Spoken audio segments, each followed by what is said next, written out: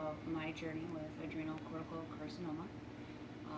I have also had multiple sclerosis for almost 20 years. So some of that kind of plays a little bit of a role into what I'm explaining to how rapidly this cancer grows. And you'll see as I talk about this, why it's important that I mention this. It in no way the doctors feel have anything to do with why I developed the adrenal cancer, but it's important as far as the growth process. Excuse me. So in 2017, I started having a few symptoms. I had a lot of fatigue, started losing some weight, and I started getting a really bad back pain. I kind of pushed it off thinking that it was my MS symptoms, and it eventually got bad enough that I said, well, maybe we ought to get this checked out. And we normally do yearly MRI scans just to check the progress of my MS. Well, so we thought, well, it's been a little bit, maybe we ought to go and get these scans done again, these MRI scans. So we did. And they called me back. We had them done on the 29th of August 2017.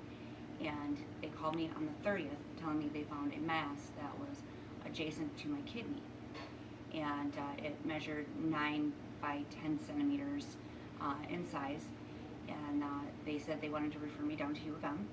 I went down there, and they looked at my scans from the year previous, and this is where the whole MS thing comes in as far as the rapid growth wise.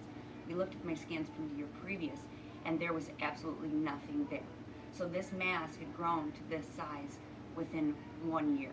So that's really fast, and that shows you how aggressive this cancer, it really truly is. They decided that they wanted to do a biopsy. So we went through that process. On the 17th of October, I went back down to the U of M for the results of the biopsy. And they told me previous to what it could possibly be and what they were looking for. And our worst fears were confirmed. It was adrenal cortical carcinoma. I had cancer. And first thing I asked was, what stage? And they said, we really don't know at this point yet. What we would like to do and what our plan is to, we'd like to do a couple rounds of chemo and see if we can shrink this, depending on whether it's attached to anything. Because of the size, we can't tell whether it's attached or not. So within a week, I was scheduled to do 3 different types of chemo over 4 days. I lost my hair within 10 days after my first round of chemo. I had a 28-day break, and then I went back for another round of 4 days of 3 different types of chemo. We redid another CAT scan, and it showed that it did absolutely nothing. It didn't shrink it, nothing. What they could tell, though, was that it was attached to the vena cava. So that automatically they said that put me at a stage 4. That was very, very scary. Being told that you're stage 4, you automatically think this is it. That's it. That's the end.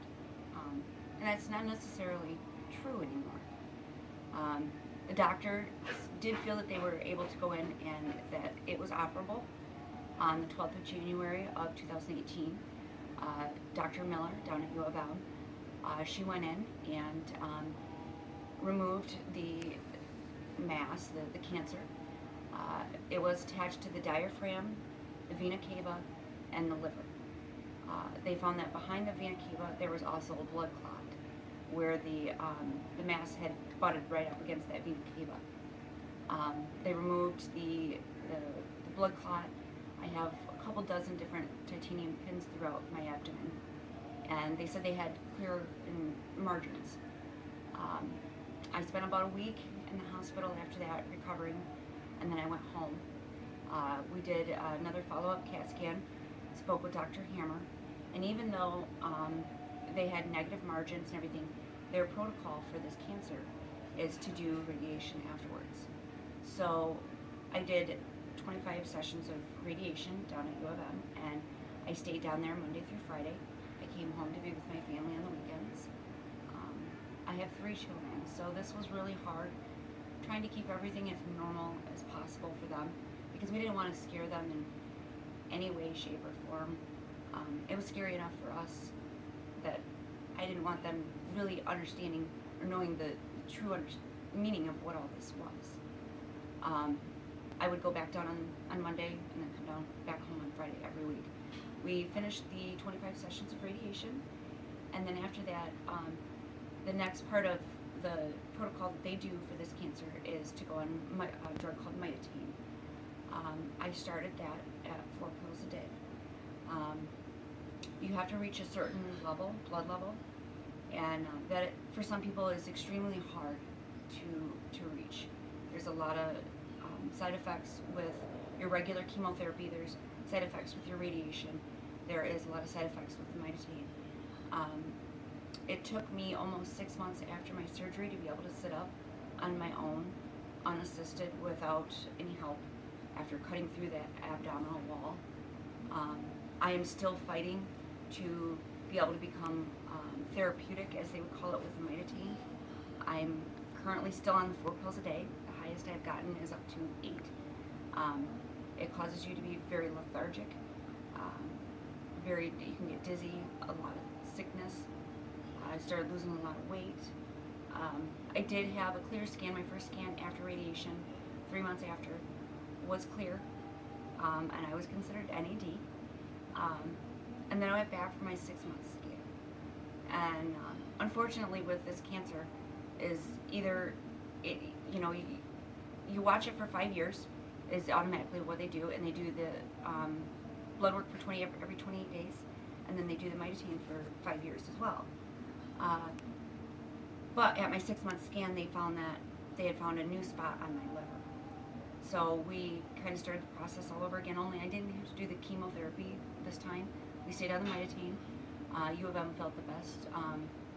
That would be to go in and do what's called an ablation, like an RFA, where they go in and they burn it off. So we went in and we burned that off, and we did my next set of scans in November. So we're working on the reports from all of that as of right now. But unfortunately, with this cancer, like I said, you never know where it can come back. Usually, it typically settles in the lungs or the liver, and then some people don't have any reoccurrences.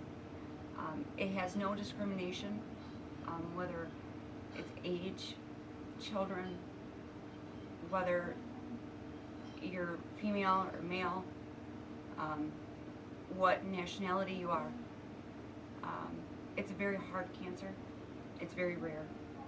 I believe they said it's like a few hundred people in the U.S. per year. So 1 in a million. So that's one thing I can say. Out of all of this, I've learned a lot.